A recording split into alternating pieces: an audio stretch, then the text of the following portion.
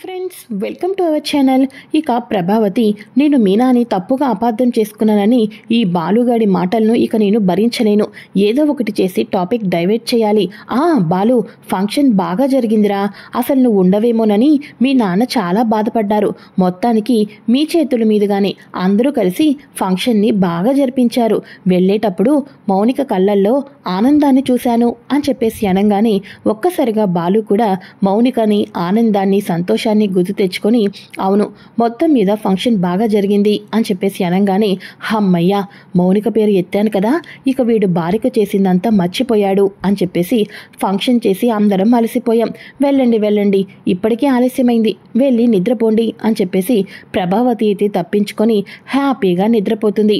ఇక మార్నింగ్ అవ్వంగానే బాలుకి సుశీలమ్మ కాల్ చేసి, ఇక్కడ ఒక జాతర జరుగుతుంది కాబట్టి కుటుంబం అంతా వచ్చి తీరాల్సింది అని చెప్పడంతో అందరం బయలుదేరి వెళ్తున్నాం అని చెప్పేసి బాలు అనగానే, మనోజ్ అయితే నేను రానంటే రాను అని చెప్పేసి అనగానే, ఏరా గాలికి తిరిగినోడా, నీకేం పని పాట్రా, నేను ఆగిపోతానంటే ఇక ఇంటిని పోషిస్తున్నాను కాబట్టి ఇక మొత్తానికి ట్యాక్సీ వేసి సంపాదించిన డబ్బులు పోతాయని ఆగిపోయానంటే ఒక కారణం, మా మీనా ఆగిపోతుందంటే ఇక తన పూల వ్యాపారంలో లాస్ వస్తుందని చెప్పేసి ఆగిపోయిందంటే ఒక కారణం, ఇదిగో ఈ డబ్బింగ్ అమ్మ ఉందంటే ఏదో ఒకటి చెప్తే వినాలనిపిస్తుంది, నువ్వేంట్రా పని పాట లేనోడివి, నువ్వే రానంటున్నావు అని చెప్పేసి అంటూ ఉండగా, బాలు 24 గంటలు కూడా దాని గురించి తప్ప ఇంకా టాపిక్ లేదా అని చెప్పేసి అనగానే, సర్లే ఇక మీ ఆయన్ని చులకనగా చూడడం మానేస్తాను, మీ నాన్నతో మాట్లాడి పెద్ద బిజినెస్ స్టార్ట్ చేసేసాయి, దరిద్రం వదిలిపోతుంది అని చెప్పేసి బాలు అయితే అంటూ ఉంటాడు.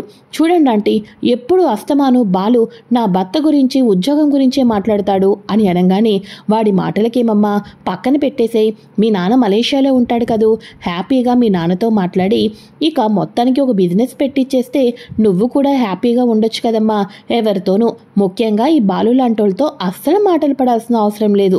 అంతేకాదమ్మా, ఆడపిల్లని ఇచ్చిన తర్వాత మీ వాళ్ళు అసలు ఎవరు ఇక్కడికి రాలేదు, మన చుట్టుపక్కల ఉన్న వాళ్ళ దగ్గర కూడా మనకి బాగోదు కదా, బాలు అన్నాడని కాదు కానమ్మా, మీ నాన్నని ఒకసారి వచ్చి చూసుకొని వెళ్ళమని చెప్పమ్మా అని చెప్పేసేసి ప్రభావతి అయితే చెప్తుంది. దేవుడా, ఎటు తిరిగినా నేనే ఇరిక్కిపోతున్నాను కదా అని చెప్పేసేసి ఇక ఈ టాపిక్ మొత్తానికి డైవర్ట్ చేయాలంటే ఇక మనోజ్ని కూడా మనం కూడా ఊరు వెళ్దామని చెప్పేసి నచ్చ చెప్పాలి, ఊరు వెళ్తే ముందు మా నాన్న టాపిక్ని మర్చిపోతారు అని చెప్పేసి అనటంతో ఇక అందరం కలిసి హ్యాపీగా ఊరు వెళ్తున్నట్టు ఉంటుంది. మనం కూడా పెళ్ళైన తర్వాత ఎక్కడికి వెళ్ళలేదు కదా అని చెప్పేసి అనగానే మనోజ్ని రోహిణి ఒప్పించడంతో అందరూ కూడా ఊరు వెళ్ళడానికి రెడీ అయిపోతారు. ఇక అందరూ కూడా బస్సు ఎక్కేసేసి హ్యాపీగా వెళ్తూ ఉంటే శృతి అంటూ ఉంటుంది, ఆంటీ, అందరం కూడా ఫ్యామిలీ ఇలా అప్పుడప్పుడు అవుటింగ్కి వెళ్తే స్ట్రెస్ అంతా కూడా పోయి చాలా హ్యాపీగా ఉండొచ్చు తెలుసా అని అనగానే, అవునమ్మా శృతి, నువ్వు చెప్పింది కూడా నిజమే, నాకు ఇప్పుడు ఎంత సంతోషంగా ఉందనుకుంటున్నావు ఊరు వెళ్తున్నామని అని చెప్పేసేసి అందరూ కూడా వెళ్తారు. ఇక ఊరు నుంచి దిగంగానే ఇక సుశీలమ్మ దగ్గరికి రావటంతో ఇక సుశీలమ్మ, ఎదురు చూస్తున్నాను, ఎప్పటి నుంచో ఎదురు చూస్తున్నాను అని చెప్పేసేసి ముందు కాలు కడుక్కొని రండి అని చెప్పేసేసి కాలు కడుక్కొని నీళ్లు అయితే ఇప్పిస్తారు పని మనుషులందరూ కూడా. ఇక మొత్తానికి కూడా బాలు వచ్చి హక్ చేసుకుంటూ ఉంటాడు. ఇక వెంటనే మీనా కూడా అందరినీ కూడా పలకరిస్తూ ఉంటుంది.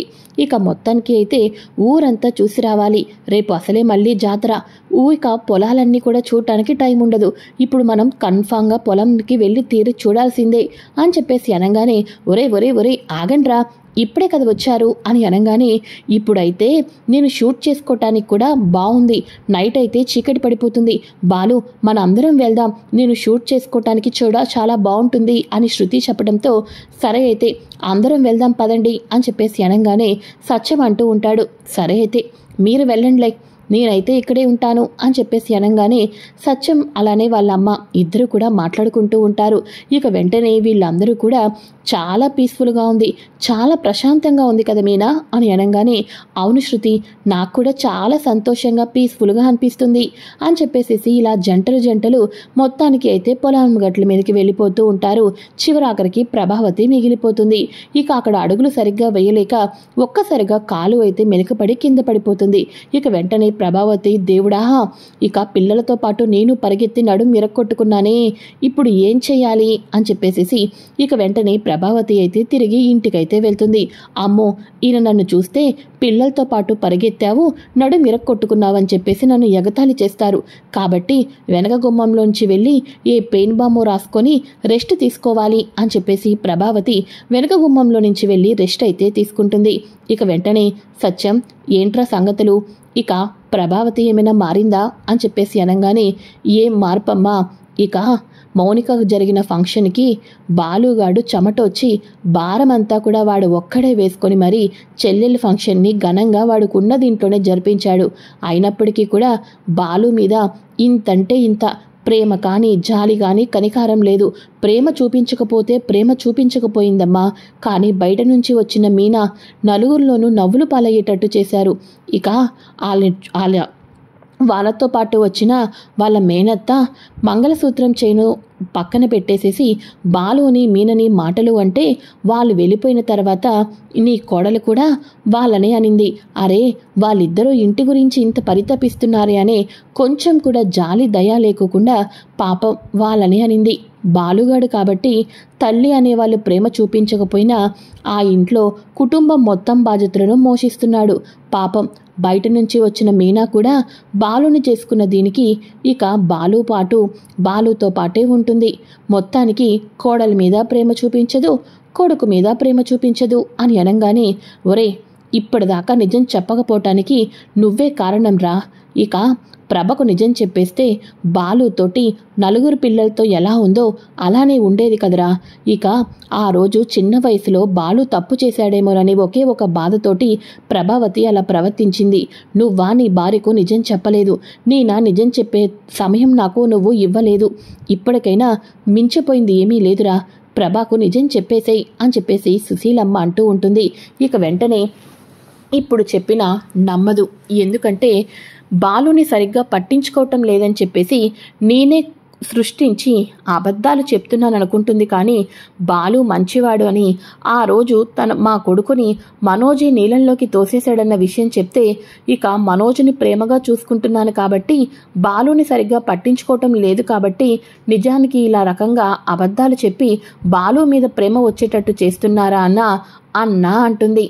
అందుకోసమే నిజం చెప్పి ఇంకా చెడు ఎందుకు అవటం అని చెప్పేసి మౌనంగా ఉండిపోయాను అని అనగానే, నిజం చెప్పినా అపార్థం చేసుకుంటుంది ప్రభావతి అంటున్నావు. అలా అయితే బాలుగాడు ఈ జన్మకి తల్లి ప్రేమను పొందుతాడారా? ఇక వాడికి మాత్రం ఉండదా? అందరితో పాటు తల్లి ప్రేమను పొందాలి అని చెప్పేసి వాడికి కూడా లోపల బాధ ఉంటుందిరా. కాకపోతే పైకి అలా రౌడీయిజం చేసి బాధని మొత్తాన్ని దిగమింగుకొని పైకి ఇక వాడు నోరు వేసుకొని ఏమీ లేని వాళ్ళలాగా మాట్లాడతాడు అంతే అని చెప్పేసి అనగానే, అమ్మా, ఒకప్పుడంటే వాడికి పెళ్లి కాలేదు, కానీ తల్లిలాగా భార్యలాగా మొత్తం ప్రేమ అంతటినీ కూడా చూపించడానికి మీనా వచ్చేసింది.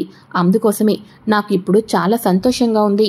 మాటలన్నీ విన్న తర్వాత ప్రభావతి ఒక్కసారిగా షాక్ అయిపోతుంది.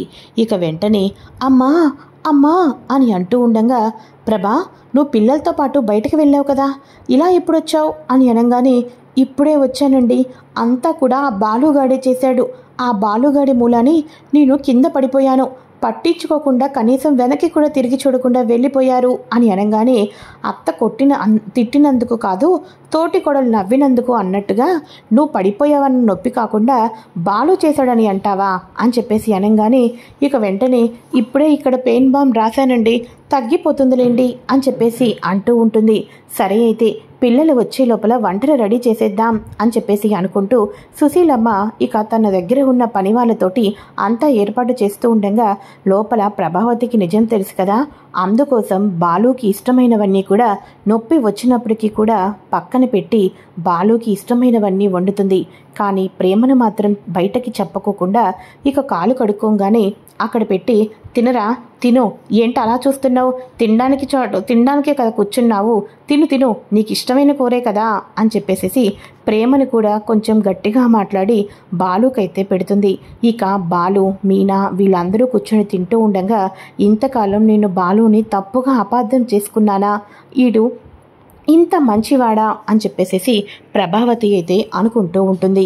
అయితే ఇక నెక్స్ట్ డే జాతర జరుగుతుంది కదా, ఆ జాతరకి ఇక మన రోహిణి వాళ్ళ అమ్మ అలానే రోహిణి వాళ్ళ కొడుకు వాళ్ళు పిల్లవాడు జాతర కావాలి, జాతరకి వెళ్దామని ఏడవటంతో ఇక మొత్తానికి అయితే జాతరకైతే బయలుదేరుతారు. ఇక ఈ ఊర్లోనే కదా జాతర, వీళ్ళు కూడా ఫ్యామిలీతో పాటు అందరూ కూడా కలిసి జాతరకైతే వస్తారు. ఒక్కసారిగా రోహిణి తన కన్న తల్లిని చూసి, అమ్మా మీరేంటమ్మా ఇక్కడ, అసలు ఎవరైనా చూస్తే ఇంకేమైనా ఉందా అని అంటూ ఉంటే, తెలిసిందే కదే ఇక నీ కొడుకు ఒకటే గోల పెడుతున్నాడు, అందుకని తీసుకొని వచ్చాను. ఇంకా అత్తవారింట్లో ఎలా ఉన్నావు, మనోజ్కి ఏమైనా జాబు వచ్చిందా అని చెప్పేసి తల్లి కూతుల్లో అందరూ కూడా మాట్లాడుకుంటూ ఉంటారు జాతరలో పక్కకు పిలిచి. అదే సమయంలో బాలు మీనా వాళ్ళు ఇదేంటిది, ఇక రోహిణి ఇంత పక్కకు వెళ్ళి మాట్లాడుతుంది, బెదిరించినట్టు మాట్లాడుతుంది, ఏం మాట్లాడుతుంది అని చెప్పేసి అలానే ఉంటూ ఉంటుంది మీనా. కానీ బాలు మాత్రం అలా దగ్గరకు వెళ్ళటంతో ఇక వాళ్ళ మాట్లాడుతున్న ప్రతి మాట కూడా బాలు విని ఒక్కసారిగా షాకీ అయితే గురి అవుతాడు. ఇది ఫ్రెండ్స్ లేటెస్ట్ ఎపిసోడ్. మరి నెక్స్ట్ ఏం జరుగుతుందో కూడా తెలుసుకోవటం కోసం ఛానల్ని సబ్స్క్రైబ్ చేసుకొని పక్కనే ఉన్న బెల్ ఐకాన్ని క్లిక్ చేసి ఆల్ ఆప్షన్ని సెలెక్ట్ చేసేయండి. థ్యాంక్స్.